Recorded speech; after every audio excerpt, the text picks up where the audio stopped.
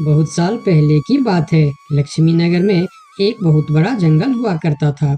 उस जंगल में शेर खान नाम का एक शेर रहता था। वह जंगल का राजा था। उसके शासनकाल में जंगल के सभी जानवर सुखी और शांति से रहते थे। यदि जंगल में कोई भी जानवर गलत काम करता तो शेर खान उसे दंड देते थे। वह कमजोर जानवरों की रक्षा भी करते थे। एक दिन शेर खान अपने गुफा के सामने बैठे थे। तभी उसका दोस्त भालू उसके पास आया।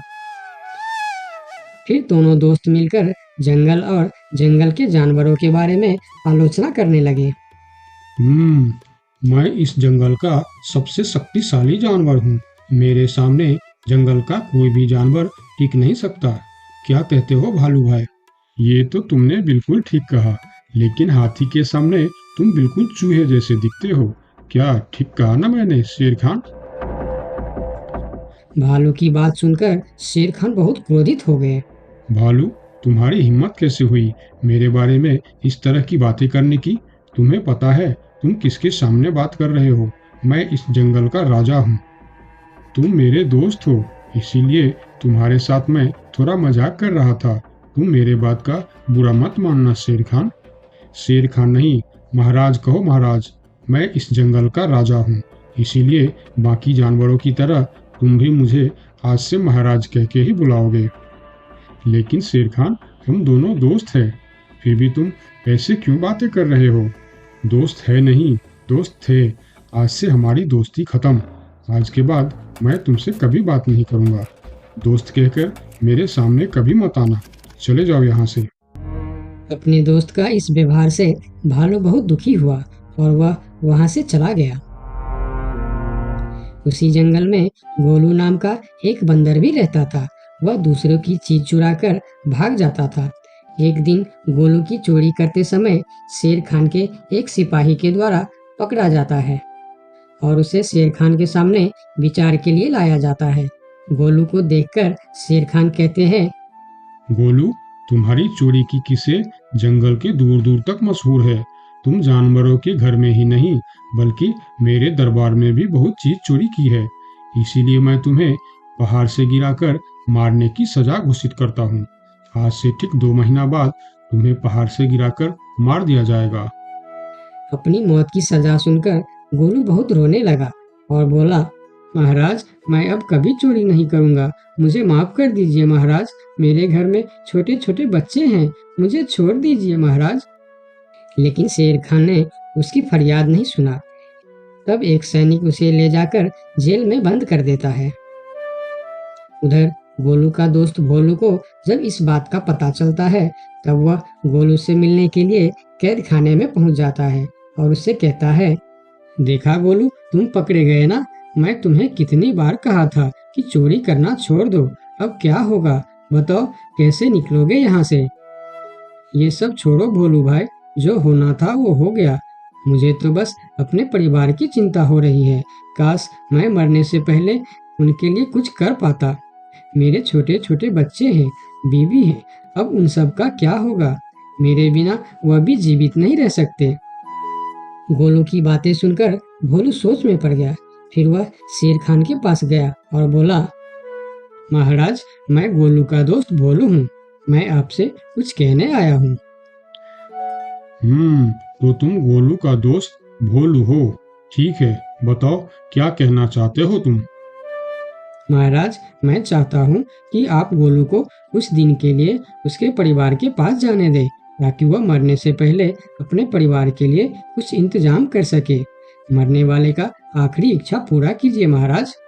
आप एक बार उसके परिवार के बारे में भी सोचिए। गोलू ने जो किया उसमें उसकी परिवार की क्या गलती है? अगर आप उसे कुछ दिन के लिए अपने परिवार के पास रहने दोगे तो शायद उसका परिवार बच जाएगा। मैं इस बारे में तुम्हारी कोई मदद नहीं कर सकता। अगर अपने परिवार से मिलने के बहाने गोलू भाग गया तो मैं किसको सजा दूंगा? शेर खान की बात सुनकर भोलू थोड़ा सोच में पड़ गया। फिर बोला, तो ठीक है महाराज, आप गोलू को छोड़ दीजिए। जब तक गोलू वापस नहीं आ जाता, मैं उसकी जगह कैद खाने में रहूंगा। और अगर वह कभी वापस नहीं आया तो क्या तुम उसके हिस्से की मौत की सजा भी लोगे? थोड़ा सोचकर बताओ। हाँ महाराज, मैं इसके लिए भी तैयार हूँ। भोलू की बात मानकर शेर खान ने गोलू को कैद से निकालकर भोलू को कैद खाने में डलवा दिया। तब बाहर निकलकर गोलू ने भोलू को बोला, दोस्त तुम चिंता मत करना, मैं समय से पहले ही वापस आ जाऊंगा। ऐसा कहकर गोलू वहां से चला गया और भोलू गोलू की जगह कैद खाने में रहने लगा। इस तरह बहुत दिन बीत गया, लेकिन गोलू वापस नहीं आया। तब एक दिन शेर खान भोलू के पास आया। देखा बंदर, मैंने कहा था ना गोलू वापस नहीं आएगा। अगर कल सुबह तक गोलू वापस नहीं आया तो शर्त के अनुसार कल शाम के समय तुम्हें पहाड़ से गिरा दिया जाएगा।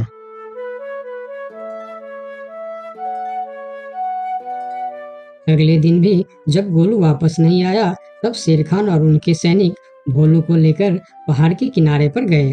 फिर भोलू को खाई के किनारे खड़ा करके शेर खान ने कहा, देखा ना मूर्ख बंदर, तुम्हारे दोस्त तुमको धोखा देकर चला गया। अब तुम मरने के लिए तैयार हो जाओ। लेकिन इस बार भी गोलू नहीं डरा और बोला, कोई बात नहीं महाराज, मैं अपने दोस्त के लिए मरने के लिए भी तैयार हूँ। मैं यह जानकर बहुत खुश हूँ कि मेरा दोस्त अपने परिवार के साथ खुश है। मेरे आगे पीछे और कोई नहीं है, मैं तैयार हूँ महाराज। शेर खान और भोलू के बीच बातचीत चल ही रही थी कि तभी थोड़ी दूर पर गोलू उनके और आता हुआ दिखाई दिया। फिर पास आकर उसने बोला, तुम्हें ऐसा करने की कोई जरूरत नहीं है दोस्त। तुमने मेरे लिए जो किया उसके लिए तुम्हारा बहुत बहुत शुक्रिया। अब मैं अपनी सजा पूरी करने के लिए तैयार हूँ। महाराज छोड़ दीजिए मेरे दोस्त को। गोलू, तुम्हें वापस आने की क्या जरूरत थी?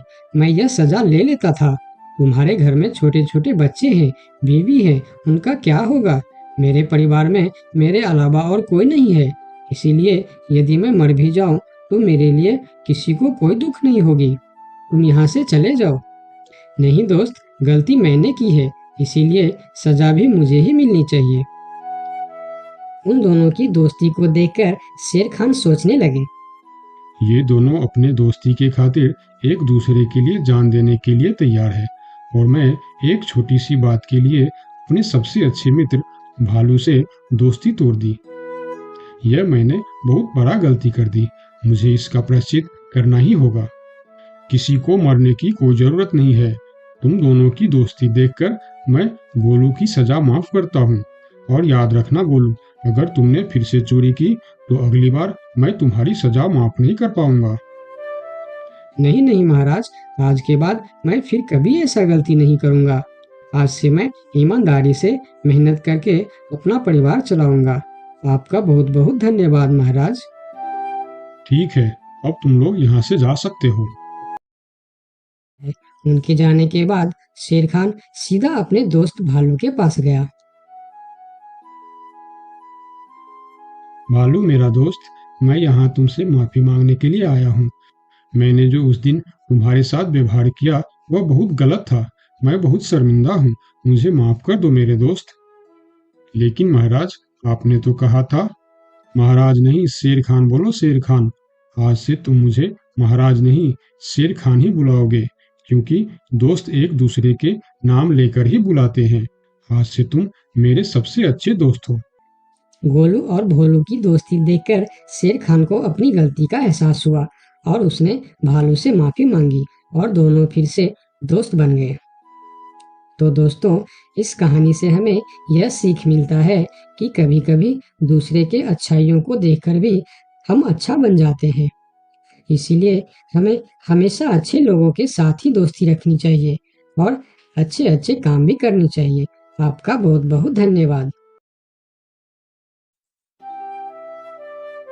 एक समय की बात है, लक्ष्मी नगर में एक बड़ा जंगल था। उस जंगल में सोनू नाम का एक हिरन रहता था, जिसे जंगल में रहते हुए काफी साल हो गया था। सोनू का इस दुनिया में कोई नहीं था। कुछ महीने पहले ही उसका माँ बाबा गुजर गए थे।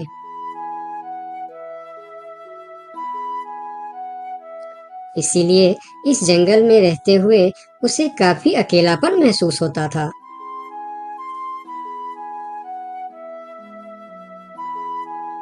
कितना बड़ा जंगल है हमारा, लेकिन फिर भी एक अजीब सा अकेलापन महसूस होता है। काश मेरा भी कोई दोस्त होता तो कितना अच्छा होता। तभी वहां से एक तेंदुआ और सियार गुजर रहे थे।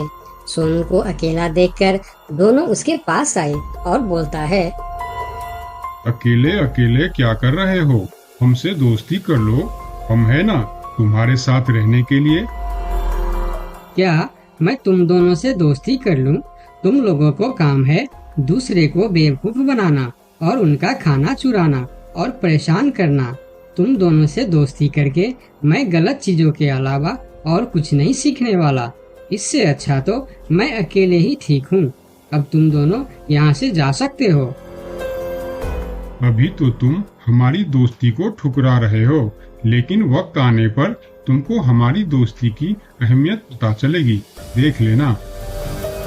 ये कहकर वह दोनों वहां से चले जाते हैं। उन दोनों के चले जाने के बाद हिरन कुछ देर बाहर बैठा रहा। फिर धीरे धीरे शाम हो गई। तब हिरन भी घर के अंदर चला गया। अगले दिन सुबह जब हिरन अपने घर के बाहर बैठा था, तब हिरन ने देखा कि एक छोटा सा हाथी जो उसकी उम्र का था, वह धीरे धीरे उसके पास आ रहा है और उनके पास आके कहा, कैसे हो प्यारे हिरन? मेरा नाम गोलू है। मैं आज ही इस जंगल में आया हूँ। तुम्हारा नाम क्या है? क्या तुम इस जंगल में रहते हो? मेरा नाम है सोनू और इसी जंगल में मैं जन्म से ही रह रहा हूँ। तुम कहाँ से आए हो? तुम्हारे साथ और कौन कौन है? मैं पास की जंगल से आज ही आया हूँ। मेरा इस दुनिया में कोई नहीं है। क्या तुम यहाँ अकेले रहते हो? हाँ, मैं अकेला ही रहता हूँ। मेरा भी इस दुनिया में कोई नहीं है दोस्त। सोनू, क्या यहाँ कोई ऐसी जगह है जहाँ मैं अपना घर बनाकर रह सकूं? हाँ दोस्त, इस जंगल में ऐसे बहुत से जगह हैं जहाँ तुम घर बनाकर रह सकते हो। आओ मेरे साथ। फिर हिरन और हाथी जंगल के और भी अंदर चले गए, जहाँ हरियाली भी थी और जगह भी बहुत सुंदर थी। यहाँ तो मैं अपना पसंद का घर आराम से बना सकता हूँ। हाँ मेरे दोस्त, और इस काम में मैं तुम्हारी मदद करूँगा। नहीं प्यारे दोस्त, मैं अपना घर खुद बना लूँगा। मैं तुम्हारा फायदा नहीं उठाना चाहता। तुम मेरी बहुत मदद की है। ये सुनकर भी हिरन ने उसकी मदद करने का फैसला नहीं बदला और काम पर लग गए। जंगल से अच्छी लकड़ियाँ और पेड़ इकट्ठा करके दोनों ने मिलकर 2 दिन के अंदर ही एक झोपड़ी जैसा घर बना डाले। तुम्हारा बहुत बहुत शुक्रिया दोस्त। अगर तुम नहीं होते तो मैं इतना आसानी से ये घर नहीं बना पाता। शुक्रिया की कोई जरूरत नहीं है। तुम मेरे प्यारे दोस्त हो। ये तो मुझे करना ही था। उस दिन से दोनों की दोस्ती और भी गहरी हो गई। इधर शाम होने वाली थी। हिरन अपने दोस्त से विदा लेकर अपने घर की ओर चलना शुरू किया। हिरन रोज हाथी के घर आता और दोनों सारा दिन साथ ही रहते थे। एक साथ खाते थे और मजे भी करते थे। एक दिन सोनू हिरन हाथी के घर नहीं आया तो उसे हिरन के लिए चिंता होने लगा। वह फिर चलकर हिरन के घर जा पहुंचा। अरे क्या हुआ दोस्त, तुम आज मेरे घर क्यों नहीं आए? तुम्हें ना देखकर मैं बहुत परेशान हो गया, इसीलिए मैं इधर चला आया। दोस्त, मेरा तबीयत खराब है। पूरे शरीर में बहुत दर्द हो रहा है। मैं ठीक से खड़ा भी नहीं हो पा रहा हूँ। हाथी आगे आया और हिरन के शरीर को छू कर देखा कि हिरन को तो बहुत तेज बुखार चढ़ा है। दोस्त, तुम्हें तो बहुत तेज बुखार है, लेकिन ये सब अचानक कैसे हो गया? ये कहकर हाथी ने थोड़ा देर सोचा और बोला, मैं अभी आता हूँ। तुम बिल्कुल चिंता मत करना, तुम ठीक हो जाओगे। इतना कहकर हाथी वहां से चला गया और सोनू हिरन उसका इंतजार करने लगा। लेकिन कई घंटे गुजर जाने के बाद भी हाथी नहीं लौटा। हिरन निराश होकर बैठा रहा। थोड़ी देर बाद वही तेंदुआ और सियार उसके पास आ गए और कहने लगे, सोनू हिरन, तुम्हारी तबीयत का पता चला तो हमें बहुत दुख हुआ। ये देखो, हम तुम्हारे लिए खाना भी लेकर आए हैं। उन्होंने कुछ फल हिरन के सामने रख दिए और फिर उसको खाने के लिए कहते हैं। तुम लोगों का बहुत बहुत शुक्रिया, मुझे बहुत भूख लगी थी। अरे हिरन भाई, इस समय तुम्हारा तबीयत खराब है और वह तुम्हारा दोस्त कहाँ है जो हमेशा तुमसे चिपका रहता है? पता नहीं कहाँ गया है। सुबह एक बार आया था, उसके बाद अभी तक लौटा नहीं। हाँ, उसने सोचा होगा कि तुम्हारी बीमारी में सेवा करनी पड़ेगी, इससे अच्छा तो हम भाग ही जाते हैं, इसलिए वह गायब हो गया। अच्छा दोस्त ही निभाया उसने। नहीं नहीं, ऐसा नहीं हो सकता, वह मेरा बहुत अच्छा दोस्त है। ऐसा ही हुआ है। हमने कहा था ना कि वक्त आने पर हमारी दोस्ती की अहमियत समझेगी। यही वह समय है। उनकी बात सुनकर सोनू हिरन को बहुत दुख हुआ। फिर वह वहां से चला गया। धीरे धीरे शाम हो गई, लेकिन हाथी का कोई अता पता नहीं था। हिरन के तबीयत में भी कोई सुधार नहीं हुआ। अगले सुबह फिर से वह दोनों हिरन के घर पर आए। आज भी दोनों ने हिरन के लिए कुछ फल लेकर आए थे। हिरन बहुत खुश होकर खाने लगा। उसे अपने आप पर शर्म आ रहा था कि जिन जानवरों को वह बुरा भला कह रहा था, आज मुसीबत में वही उसके काम आ रहे हैं। वह हर बार उनका शुक्रिया कर रहा था और माफी भी मांग रहा था। फिर थोड़ी देर बात करके दोनों वहां से चले गए। कब तक हम इनकी नौकरी करते रहेंगे? अब अपने योजना को अंजाम देने का समय आ गया है, नहीं तो बहुत देर हो जाएगा। हाँ, तुमने बिल्कुल ठीक कहा। अब हमें और समय नष्ट नहीं करना चाहिए। आज ही हमें कुछ निर्णय लेना ही पड़ेगा। चलो चलते हैं शेर सिंह के पास। शाम के समय जब हिरन अकेला था, तब हाथी वहां पर पहुंचता। उसको देखते ही सोनू हिरन को बहुत गुस्सा आ गया। क्या देखने आए हो यहाँ? यही कि मैं जिंदा हूँ या मर गया? ऐसा क्यों बोल रहे हो दोस्त? मेरा पूरा बात तो सुनो। मुझे दोस्त कहकर मत बुलाओ। दोस्त वो होता है जो अच्छे और बुरे वक्त में साथ निभाए। तुम तो मेरे तबीयत खराब होते ही मुझे छोड़कर भाग गए थे। मुझे खाना भी वह लोग लाकर दे रहे थे जिससे मैं बात तक करना पसंद नहीं करता था। तुम्हें अभी तक कुछ भी पता नहीं है, इसीलिए गुस्सा कर रहे हो। मैं तुम्हारे साथ छोड़कर नहीं भागा था। मुझे पता चल चुका था कि तुम्हें डेंगू बुखार हो गया है और तुम्हारे पास सिर्फ 3 दिन थे।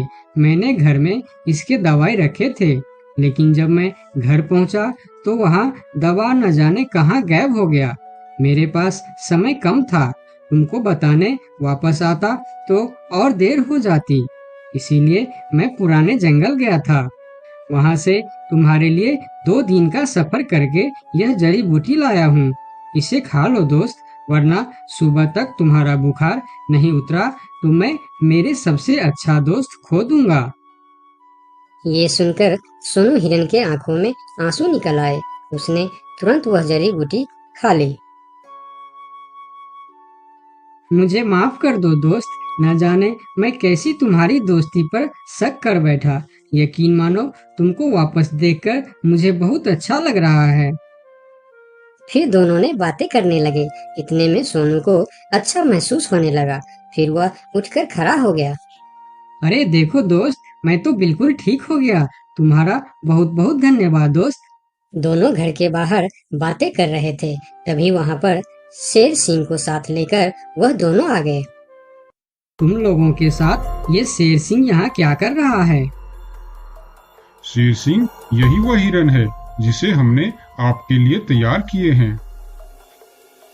ये सुनकर हिरन डर गया और फिर उसको समझ में आया कि ये दोनों क्यों इसका सेवा कर रहा था। इधर शेर सिंह हिरन को शिकार करने के लिए आगे आया। तब हाथी बोला, मेरे रहते तुम लोग मेरे दोस्त को कुछ भी नहीं कर सकता। ये कहकर हाथी आगे आया और जैसे ही शेर सिंह ने हिरन की तरफ कदम बढ़ाया, हाथी ने शेर सिंह को जोर का टक्कर मारा और शेर सिंह दूर जाकर गिरा और उसकी कमर का हड्डी टूट गया और वह उठ भी नहीं पाया। यह देखकर तेंदुआ और सियार जल्दी जल्दी वहां से भाग गया। फिर उस दिन के बाद हिरन और हाथी